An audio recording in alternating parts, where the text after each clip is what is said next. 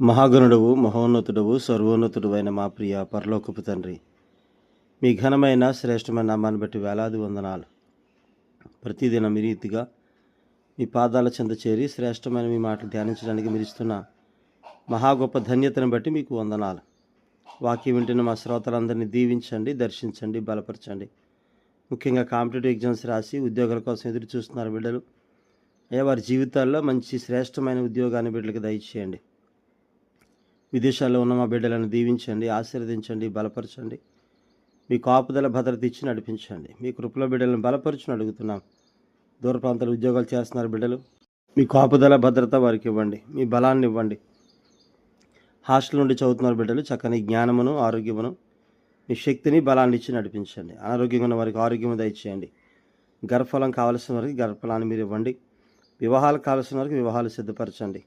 అన్ని సంఘాల్లో ఉన్న సకల పరిశుద్ధులకు మీ కాపుదల భద్రత ఇచ్చి సార్వత్రిక సంఘంలో చేర్చబడబోయే గొప్ప కృపను మాకు అందరికీ అనుగ్రహించమని యేసయ్య పరిశుద్ధ నామంలో అడిగి వేడి ప్రార్థిస్తున్నాము తండ్రి, ఆమేన్. అందరికీ వందాలండి. క్రీస్తునందు ప్రియ దేవుని బిడ్డలారా, మన ప్రభువును రక్షకుడైన యేసుక్రీస్తు నామంలో వందనాలు తెలియజేస్తూ ఉన్నాం. నిన్నటి దినములో మనం కీర్తన గ్రంథం 28వ అధ్యాయం 7వ చరణం వరకు మనం చూసామండి. ఈరోజు కీర్తన గ్రంథం 28వ అధ్యాయంలో చివరి 2 వచనాలు 8, 9 వచనాలు మనం ధ్యానం చేద్దామండి. యెహోవా తన జనులకు ఆశ్రయము, ఆయన తన అభిషిక్తునికి రక్షణ దుర్గము. 9వ చరణం. నీ జనులను రక్షింపుము, నీ స్వాస్థ్యమును ఆశీర్వదింపుము, వారికి కాపరివై నిత్యము వారిని ఉద్ధరింపుము. శ్రేష్టమైనటువంటి యొక్క భాగములో యెహోవా తన జనులకు ఆశ్రయము, ఆయన తన అభిషిక్తునికి రక్షణ దుర్గము అని ఉంది. అంటే ఆయనే రక్షించే బలమని. ఈ మాట హెబ్రీ భాషలో రక్షించే గొప్ప బలం అని ఉంది. అబ్షాలోం గెలవడని దావీదుకు తెలుసు. ఇశ్రాయేలీయుల సింహాసనము దేవుని సింహాసనానికి గుర్తుగా ఉంది. దానికోసం యుద్ధం చేయడం అంటే దేవునితో యుద్ధం చేయడమే. రాజు దేవుని చేత అభిషేకించబడినవాడు. దావీదు తన జీవితమంతా సింహాసనాన్ని పరిశుద్ధమైనదిగా, గౌరవమైనదిగా భావించాడు. తాను సౌలు చేత వెంటాడి వేధించబడిన దినాల్లో కూడా సౌలు మీద చెయ్యెత్తడానికి అంగీకరించలేదు. ఎందుకంటే రాజు దేవుని అభిషిక్తుడు. దేవుని మాటలో ఉన్న గొప్పదనాన్ని ఇతరులు తెలుసుకోవాలని దావీదు ప్రార్థన చేశాడు. అలాగే 9వ చరణంలో చూస్తే, నీ జనులను రక్షింపుము, నీ స్వాస్థ్యమును ఆశీర్వదింపుము. రక్షింపుమనే అంటే కాపాడుము అని అర్థం. ప్రజలు దుర్మార్గుని చేతిలో పడిపోయారు.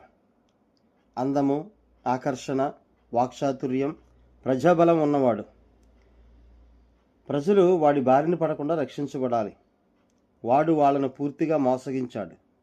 దావీదు తన కోసం చేసుకున్న ప్రార్థనకి జవాబు వచ్చింది కనుక ఇప్పుడు ఇతరుల కోసం ప్రార్థిస్తున్నాడు. ప్రార్థనలో బలమైన విజ్ఞాపన ధ్వని ఉండాలి.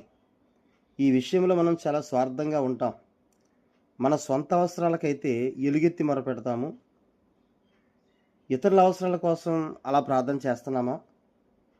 ఇంకొక మాట ఉంది 28వ అధ్యాయంలో 9వ చరణంలోనే చివరిలో, వారికి కాపరివై నిత్యము వారిని ఉద్ధరింపుము. అంటే ప్రజలు తోడేళ్ళు లాంటి వాడి చేతిలో పడిపోయారు. అందువల్ల నిజమైన గొర్రెల కాపరికుండే మనసుతో దావీదు దేవుడు తన ప్రజలకు కాపరిగా ఉండాలని ప్రార్థన చేస్తూ ఉన్నాడు. దావీదుకు తన చిన్ననాటి విషయాలు గుర్తొస్తున్నాయి. బెత్లెహేము వెలుపల యోధా అరణ్యములోను కొండల్లోనూ తన తండ్రి గొర్రెల మందను కాచిన దృశ్యాలు కళ్ళ ముందు కదులుతున్నాయి. గాయపడిన వాటిని ఎత్తుకుని భయపడిన గొర్రె పిల్లలను పొదివి పట్టుకుని మేపిన సమయాలను గుర్తు చేసుకుంటున్నాడు. దేవా, నీ ప్రజలను చూడు, వారికి కాపరి లేడు. వారి క్షేమాన్ని గురించి పట్టించుకోని వ్యక్తిని వారు గుడ్డిగా అనుసరిస్తున్నారు. దేవా, నువ్వే వారికి కాపరిగా ఉండు, నిత్యము వారిని నడిపించు అని ప్రార్థన చేస్తున్నాడు. అంటే దావీదుకి ఎంత మంచి మనసు ఉంది. ప్రజలు అబ్షాలోము వెంట వెళ్ళిపోయినప్పటికీ వాళ్ళని శిక్షించలేదు. నశించిన గొర్రెలుగా వారిని భావించి వారి కొరకు ప్రార్థన చేస్తున్నాడు. దేవునిలో మాత్రమే దొరికే సంతృప్తిని, రక్షణను వారు తెలుసుకోవాలని కోరుతున్నాడు. దావీదు దేవుని హృదయానుసారుడు అనడంలో ఆశ్చర్యం లేదు. ఆశ్రయం, బలము అనేటువంటి మాటలు మనం చూస్తే 18వ అధ్యాయం 1వ వచనంలో, 21వ అధ్యాయం 1వ వచనంలో, 68వ అధ్యాయం 28వ వచనంలో, 84వ అధ్యాయం 5వ వచనంలో కూడా ఆయనే మన ఆశ్రయము, మన బలమని చూస్తాం. అలాగే నిర్గమకాండం 15:2లో కూడా చూస్తామండి. యెషయా గ్రంథం 12:2, 40:31, దినవృత్తాంతాల మొదటి గ్రంథం 16:11లో కూడా ఈ మాటలు మనం చూస్తాం. దేవుడే మనకు బలం, మనకు ఆశ్రయం, తన అభిషక్తునికి ఆయనే రక్షణ దుర్గమని మనం చూస్తాం. ఇక అభిషక్తుడు ఇశ్రాయేలు వారిపై రాజుగా దావీదు అభిషేకం పొందాడు. అయితే ఆ దావీదు కుమారుడు అభిషక్తుడైన యేసు ప్రభును కూడా మనం ఇక్కడ చూడగలుగుతాం. క్రీస్తుకు సంభవించినదంతా దేవుని సంకల్పానుసారమే జరిగిందనే మాట మనకు అర్థమవుతూ ఉండాలి.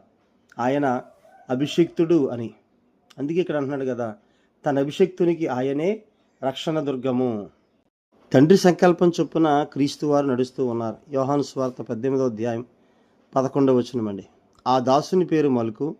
యేసు, కత్తి వరలో ఉంచుము, తండ్రి నాకు అనుగ్రహించిన గిన్నెలోనిది నేను త్రాగకుందునా అని పేతురుతో అనేను. అంటే అభిషక్తుడు క్రీస్తు ఎట్లా దేవుని సంకల్పానుసారం వెళ్ళాలో అలాగే ఆయన వెళుతూ ఉన్నాడు. అపోస్తల కార్యాలు 2వ అధ్యాయం 22-23 వచనాలు. అపోస్తల కార్యాలు 2వ అధ్యాయం 22-23 అండి. ఇశ్రాయేలు వారలారా, ఈ మాటలు వినుడి. దేవుడు నజరేయుడగు యేసు చేత అద్భుతములను, మహత్కార్యములను, సూచక్రియలను మీ మధ్యను చేయించి ఆయనను తన వలన మెప్పు పొందిన వానిగా మీకు కనబరిచెను. ఇది మీరే ఎరుగుదురు. దేవుడు నిశ్చయించిన సంకల్పమును, ఆయన భవిష్యత్ జ్ఞానమును అనుసరించి అప్పగింపబడిన ఈయనను మీరు దుష్టుల చేత సిలువ వేయించి చంపితిరి. మరణం ఆయన్ను బంధించి ఉంచుట అసాధ్యము కనుక దేవుడు మరణవేదనలు తొలగించి ఆయనను లేపెను. అంటే అభిషక్తునికి రక్షణ భాగ్యం అనేటువంటిది, రక్షణ దుర్గముగా ఆయన ఉండటం అనేటువంటిది ఇక్కడ మనం చూస్తున్నామండి. అట్లాగే 9వ చరణములో దేవుని ప్రజలు ఆయన యొక్క వారసత్వంగా మనం చూస్తూ ఉన్నాం. అంటే ఆయన ప్రజల్ని ఆయన ఎలా కాపాడాలి, ఆయన ప్రజల్ని ఎలాగా ఆయన రక్షించాలి, అదే ప్రార్థన చేస్తున్నాడు. నీ జనులను రక్షింపుము, నీ స్వాస్థ్యమును ఆశీర్వదింపుము, వాళ్ళకి కాపరివై ఉండి నిత్యము వారిని ఉద్ధరింపుము అని. కాబట్టి దేవుని ప్రజలకి ఆయన వారసత్వాన్ని అందజేస్తూ ఉన్నాడు. ద్వితీయోపదేశకాండం 4:20లో, 9వ అధ్యాయం 26-29లో, ఎఫెసు పత్రిక 1:18లో కూడా ఈ మాటలు మనం చూస్తామండి. అట్లాగే కాపరి గురించిన విషయాలు 23:1లో మనం చూసాం. కీర్తన 23:1, యెహోవా నా కాపరి, నాకు లేమి కలుగదు, పచ్చిక గల చోట్ల ఆయన నన్ను పరుండు చేయుచున్నాడని కాపరి గురించిన విషయాలు చూస్తాం. అట్లాగే 81లో కూడా చూడొచ్చండి. కీర్తన 81, ఇశ్రాయేలునకు కాపరి చెవియొగ్గుము, మందవలే యోసేపును నడిపించువాడా, కెరూబుల మీద ఆసనుడైన వాడా ప్రకాశింపుము. ఇశ్రాయేలు కాపరి చెవియొగ్గుము అంటూ ఉన్నాడు. ఆయన కాపరిగా అనేక చోట్ల మనం చూస్తాం. ద్వితీయోపదేశకాండంలో 1:31లో కూడా మనం ఆ విషయాలు చూస్తామండి. యెషయా గ్రంథం 40:11లో చూస్తాం. యెషయా గ్రంథం 40:11 అండి. గొర్రెల కాపరి వలె ఆయన తన మందను మేపును, తన బాహువుతో గొర్రె పిల్లలను కూర్చి రొమ్మున ఆనించుకొని మోయును, పాలిచ్చు వాటిని ఆయన మెల్లగా నడిపించును. అంటే తన గొర్రెల్ని ఏ గొర్రెని ఎలా కాపాడాలో, ఏ గొర్రెలు ఎలా నడిపించాలో, ఏ గొర్రెలకి ఆ మందను ఎలాగా ఆహారం కొరకు వాటిని పోషించాలో, ఎక్కడ పచ్చిక ఉంటే అక్కడ నడిపించాలో ఒక కాపరిగా ఆయనకి పూర్తిగా తెలుసు అనే విషయం ఇక్కడ చెప్తూ ఉన్నాడు. అదే యెషయా గ్రంథంలో 63:9లో మనం చూడొచ్చండి.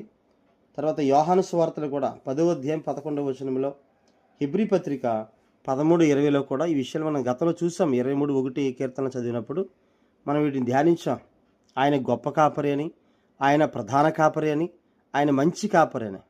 కాబట్టి అటువంటి కాపరి మనకున్నాడు. అటువంటి కాపరి చేతి క్రింద మనము గొర్రెలుగా ఒదిగి ఉంటే, గొర్రెలుగా జీవిస్తే తప్పనిసరిగా ఆయన ఆశీర్వాదాలు, ఆయన కాపుదల మనం పొందుకుంటాం. అలాంటి కృప, అలాంటి భాగ్యము దేవుడు మనందరికీ దయచేయునుగాక. ఆమెన్. అందరికీ వందనాలండి. దేవుడు మిమ్మల్ని దీవించునుగాక. ఆమెన్.